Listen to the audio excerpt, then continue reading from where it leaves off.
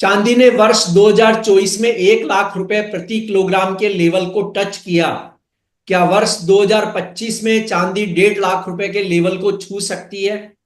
सौर पैनल और इलेक्ट्रॉनिक्स जैसे सेक्टर में चांदी की औद्योगिक मांग 2025 तक काफी बढ़ सकती है, जबकि मौजूदा समय में चांदी के दाम कंसोलिडेशन के दौर से गुजर रहे हैं और यह अपने $30 प्रति ट्राई ऑन्स के लेवल से नीचे नहीं जा रही है।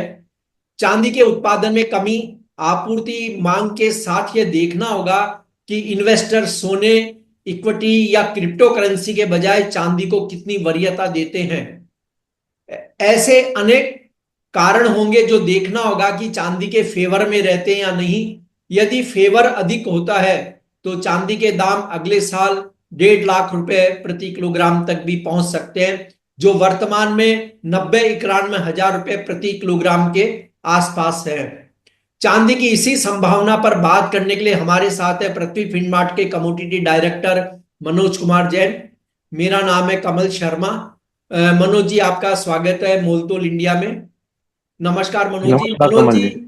जी नमस्कार मनोज जी। चांदी के दाम काफी दिनों से कंसोलिडेशन के दौर में है। कंसोलिडेशन कहां पूरा होता दिख रहा है और इसके बाद अगला मूव क्या होगा?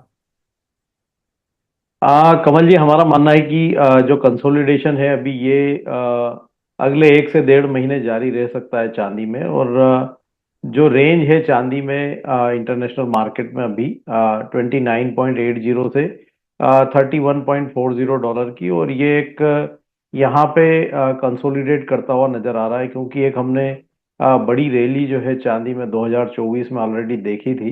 तो उसके बाद एक यहाँ पे हम कह सकते हैं कि कंसोलिडेशन के साथ साथ एक टाइम करेक्शन भी जो है चांदी में होता हुआ दिख रहा है। तो उस लिहाज से अगर भारत में हम बात करें तो यहाँ पे 87,000 से 94,000 का जो एक दायरा है वो जी। अभी अगले 1 से 1.5 महीने चांदी में बना रह सकता है। तो बिल्कुल एक कंसोलिडेशन, और हम कह सकते हैं कि टाइम करेक्शन जो टेक्निकली देखते हैं हम लोग चार्ट के ऊपर, तो वो चीज यहाँ पे चांदी में होती हुई नजर आ रही है। और ये कहीं ना कहीं मिड जनवरी के बाद जो है इस कंसोलिडेशन के दौर से निकलता हुआ नजर आएगा। कमोडिटी समाचार सिर्फ प्रॉफिट बनाने वाली मशीन नहीं है, बल्कि आपको बड़े नुकसान से भी बचाता है। इसमें आपको रोजाना सुबह 8:30 बजे बाजार का ट्रेंड, न्यूज अपडेट और ट्रेडिंग लेवल्स मिल जाते हैं। अगर आप MCX या सराफा ट्रेडर है तो 8484998474 पर संपर्क करें। और मनोज जी, सिल्वर इंस्टीट्यूट ने ग्रीन एनर्जी सेक्टर की बड़ी मांग के भरोसे चांदी में तूफानी तेजी आने की बात कही है। चांदी जो वर्तमान में 90-91 हजार रुपए प्रति किलोग्राम चल रही है, क्या वह सौर पैनल और इलेक्ट्रॉनिक्स जैसे सेक्टर के भरोसे अगले साल 1.5 लाख रुपए के लेवल को छू सकती है क्या? देखिए, यहाँ पे बड़ी जल्दबाजी होगी 1.5 लाख तक के स्तर की बात करना। लेकिन एक चीज निश्चित है कि जिस तरह से यहाँ पे जो खपत है चांदी की वो लगातार बढ़ रही है, इंडस्ट्रियल यूसेज बढ़ रहे हैं, और स्पेशली ग्रीन एनर्जी में जो इसके एप्लीकेशन है वो काफी बेहतर है। और उसी के चलते हमने देखा है कि वर्ष 2024 में काफी बड़ी जो है बढ़त चांदी में देखने को मिली थी।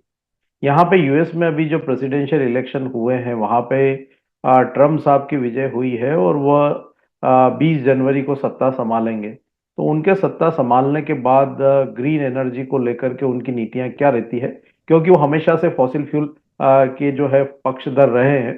तो यहाँ पे यूएस की तरफ से ग्रीन एनर्जी को लेकर के आगे क्या नीति जो रहती है वो निर्णायक होगी इस सेक्टर के लिए। लेकिन हाँ, यूएस को छोड़ दे तो बाकी जो दुनिया भर के देश है वहां पे तेजी से जो है लोगों का फोकस, सरकारों का फोकस जो है वो ग्रीन एनर्जी की तरफ आता हुआ नजर आया है।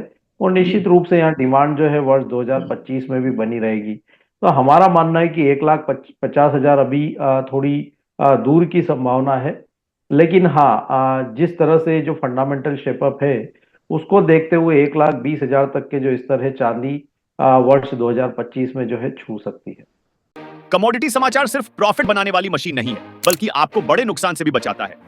इसमें आपको रोजाना सुबह 8:30 बजे बाजार का ट्रेंड, न्यूज अपडेट और ट्रेडिंग लेवल्स मिल जाते हैं। अगर आप MCX या सराफा ट्रेडर है तो 8484998474 पर संपर्क करें। आपने डोनाल्ड ट्रंप की बात कही। डोनाल्ड ट्रंप ने ब्रिक्स देशों के साथ कुछ अन्य देशों से टैरिफ के माध्यम से सीधे टकराव करने के मूड में दिख रहे हैं। ऐसे में वैश्विक कारोबार में अड़चनें आती है तो सीधा है कि एक निवेशक सेफ कमोडिटी यानी सोना चांदी की ओर मुड़ता नजर आएगा। चांदी को निवेशक कितना पसंद करेंगे ऐसे में? देखिए चांदी में क्या है कि प्रीशियस मेटल के साथ साथ ये इंडस्ट्रियल मेटल भी है। तो अगर कड़े टेरिफ जो है यूएस के द्वारा चाइना और बाकी जो ब्रिक्स के देश हैं उनके ऊपर लगाए जाते हैं, तो टेम्परेरी एक जो है नेगेटिव इम्पैक्ट कीमतों में देखने को मिल सकता है बीइंग अ इंडस्ट्रियल मेटल। लेकिन हाँ, यहाँ पे औद्योगिक मांग निरंतर बनी हुई है और सोना काफी महंगा होने के चलते भी निवेशक अब चांदी की तरफ आकर्षित होते हुए नजर आ रहे हैं। साथ ही जो चांदी की जो ज्वेलरी है वहां पे भी डिमांड जो है ईयर ऑन ईयर लगातार बढ़ती हुई नजर आ रही है, क्योंकि वो सिल्वर जो मेटल है सोने के मुकाबले काफी सस्ता है। और वहां भी अब जो है काफी बेहतरीन डिजाइन्स में जो है कंपनियां ज्वेलरी जो है कंज्यूमर्स को ऑफर कर रही है, तो लोगों का कहीं ना कहीं अट्रैक्शन है। तो निश्चित रूप से यहाँ पे ज्वेलरी और निवेश की डिमांड तो बनी रहेगी। इंडस्ट्रियल डिमांड में यहाँ पे टैरिफ के चलते कुछ धक्का लग सकता है, लेकिन ओवरऑल फंडामेंटल चांदी के यहाँ पे पॉजिटिव बने रहेंगे वर्ष 2025 में भी। जी मनोज जी, एक बहुत ही रोचक सवाल आता है कि डोनाल्ड ट्रंप की जीत के बाद क्रिप्टो करेंसी तेजी से ऊपर उठी है। ऐसे में सोने चांदी और क्रिप्टो करेंसी की लड़ाई में विजेता कौन बन सकता है? देखिए क्रिप्टो में हमारा मानना है कि एक फेनोमिनल जो है एडवांटेज उसको मिलता हुआ नजर आया है ट्रम्प साहब की विजय के बाद, क्योंकि जो एलन मस्क है वो उनके साथ में है और वो यहाँ पे सत्ता में भी भागीदारी जो है लेते हुए नजर आएंगे ट्रम्प साहब के कार्यकाल में। तो उसके चलते यहाँ पे एक क्रिप्टो करेंसी में एक यूफोरिया बनता हुआ नजर आया और उसी के चलते हम देख रहे हैं कि जो बिटकॉइन है वो 1 लाख डॉलर प्रति कॉइन के लेवल के आसपास पहुंचता हुआ नजर आया है।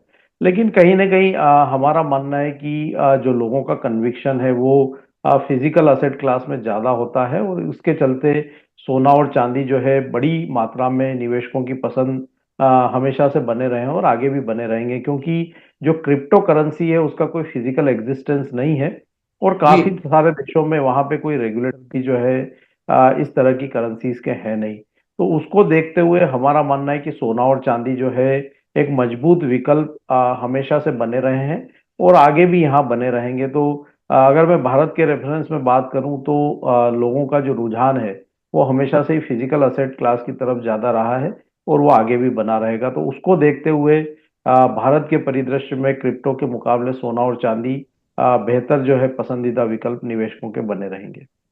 जी। और अंत में मनोज जी की जेपी मॉर्गन ने जून 2025 तक भारतीय रुपए में 5% की गिरावट की भविष्यवाणी की है। उन्होंने और करेंसी के भी लुढ़कने की बात कही है। तो इससे चांदी की आयात लागत भारत में बढ़ेगी। क्या असर देखते हैं आप चांदी के दाम पर?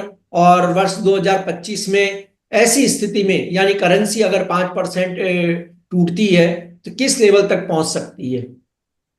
बिल्कुल, यहाँ पे रुपी में कमजोरी लगातार बनी हुई है। 2024 में हमने एक स्टेबिलिटी रुपी में देखी थी, लेकिन यहाँ पे जिस तरह से यूएस प्रेसिडेंशियल इलेक्शन के रिजल्ट्स आए उसके बाद से रुपी में लगातार दबाव जो है वो देखने को मिल रहा है।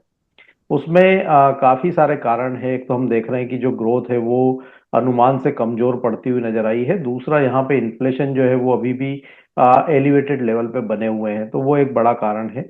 दूसरा, यहाँ पे टेरिफ की संभावनाओं के चलते भी जो है रुपी में दबाव देखने को मिल रहा है। और एक और बड़ा कारण है कि यहाँ पे हमने भारतीय बाजारों में जो फॉरेन जो पोर्टफोलियो इन्वेस्टर्स हैं उनकी लगातार बिकवाली देखी थी और उनका यहाँ से जो है बड़ी मात्रा में बिकवाली का भी असर रुपी के ऊपर पड़ता हुआ नजर आया था। तो हमारा मानना है कि वर्ष 2025 के फर्स्ट हाफ में थोड़ी कमजोरी रुपी में जरूर देखने को मिल सकती है। 5% तो काफी एक हम कह सकते हैं कि ओवर इंथुजियास्टिक जो है लेवल वो कहे गए हैं। लेकिन हाँ, लगभग 3% की गिरावट यहाँ देखने को मिल सकती है और 87, 87.5 ये इस तरह एक बार जो है फर्स्ट हाफ में देखने को मिल सकते हैं। लेकिन सेकेंड हाफ में जो है वापिस वहां पे सुधार जो है आता हुआ नजर आएगा, क्योंकि रिजर्व बैंक यहाँ पे ब्याज दरों में कटौती की शुरुआत कर सकता है और उसके चलते जो कंजम्पशन है वो फिर सुधार जो है दिखाते हुए नजर आएंगे। तो वहां पे ग्रोथ फिर पटरी पे लौटती हुई नजर आएगी और उसके चलते रुपी में भी मजबूती देखने को मिलेगी। साथ ही यूएस में जो नए प्रेसिडेंट है वो भी सत्ता संभाल लेंगे, तो काफी कुछ उनकी नीतियां जो है वहां भी क्लैरिटी जो है जून तक आती हुई नजर आएगी। तो हाँ, निश्चित रूप से फर्स्ट हाफ में थोड़ा कमजोरी रुपए में रह सकती है, लेकिन सेकंड हाफ से वहां पे सुधार रहेगा। और उस कमजोरी का फायदा यहाँ पे सोने और चांदी की कीमतों में बिल्कुल मिलता हुआ नजर आएगा। तो उसी के चलते हम सारे फंडामेंटल्स को कंसोलिडेट करके ही जो लक्ष्य दे रहे हैं वर्ष 2025 के लिए चांदी का, हमारा मानना है कि ऊपर में 1,20,000 तक के जो स्तर है वो संभावित है चांदी में। नीचे में 85,000 के आसपास काफी मजबूत सपोर्ट्स रहेंगे। तो जो लंबी अवधि के निवेशक हैं गिरावट में वो अपने निवेश को जारी रखें। 1,20,000 तक के स्तर यहाँ पे वर्ष 2025 के आखिर तक संभावित नजर आते हैं। आपका कोई डिस्क्लेमर मनोज जी? चांदी के फ्यूचर्स मार्केट में मेरी कोई पोजीशन नहीं है कमल जी, लेकिन समय समय पे हमारी रिकमेंडेशन होने के चलते हमारे क्लाइंट्स की जो है उसमें पोजीशन हो सकती है। जी नमस्कार मनोज जी, बहुत बहुत धन्यवाद। Thank you.